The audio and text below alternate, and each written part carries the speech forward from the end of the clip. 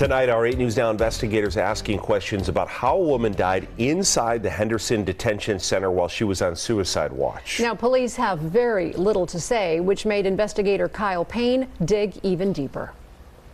Other than that, like, they were Bonnie and Clyde. We'll come back to Clyde shortly, but in this crime story, Bonnie is 33-year-old Nicole Shaver, a mother of 5 who, by all accounts, got hooked on hard drugs and spent the last several years in trouble with the law, as evidenced by all these mugshots and all these police reports, until she landed in Henderson Detention Center at the end of October. When we talked on the 22nd, everything seemed fine, man. But everything was not fine for Nicole Shaver, as her loved ones found out just one day later. The 23rd, her mom called me about 5:30 in the morning and told me that she is at Henderson Hospital because she hung herself. Hanged herself in the Henderson Detention Center, says Joseph Kozich, who not only fathered a child with Shaver, but also got into trouble with her. He says he's clean now, gainfully employed, and in deep mourning. I can't even grasp it right now. It's like, you know, I've dealt with death several times in my life, and this one really hits home. The first the 8 News Now investigators heard of Shaver's death was when Kozich told us. So I asked the city of Henderson on November 1st to confirm whether she was dead or alive, and Henderson got right back to me with no info, saying, quote, "This is an open investigation with no further information to provide." But the Clark County coroner confirmed Shaver did hang herself in the Henderson Detention Center, dying at Henderson Hospital one day before police provided no information. It leaves those in Shaver's inner circle spinning. Nicole, regardless of what she chose to do in her lifestyle, she didn't deserve to die like that. But Nicole Shaver did die like that. In all likelihood, she was detoxing, a common occurrence at county jails and no different here at the Henderson Detention Center.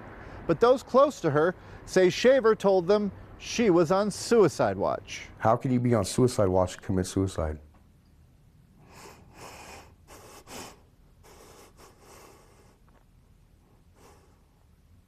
It's just unexplainable to me.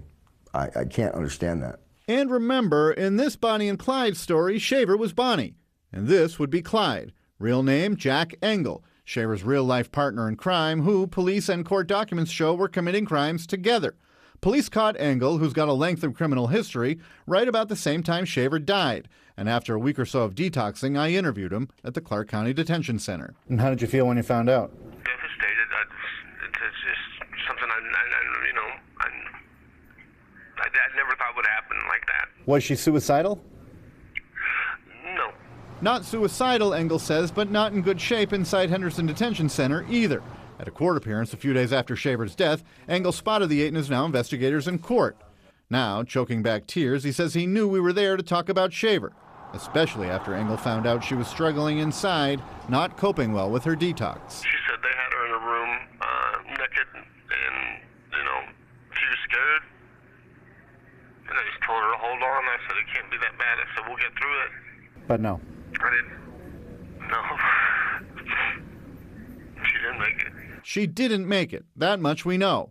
But not because of any information coming out of Henderson. I'll be damned if anybody else has to die because of this. Somebody needs to be held accountable, whether it's the city, the state. Somebody needs to really look into that facility and how it's ran. The circumstances are similar to a separate wrongful death lawsuit filed against Henderson where a man named Jason Foy was placed on suicide watch and hanged himself nonetheless. To that end, perhaps the story of Nicole Shaver's short stint inside Henderson Detention Center will lead to some answers. Kyle Payne, 8 News Now. Now, the federal government's Bureau of Justice statistics show a 13% increase in suicides inside jails nationwide, in fact, over the past 2 decades. Most often, those who die by suicide behind bars are men.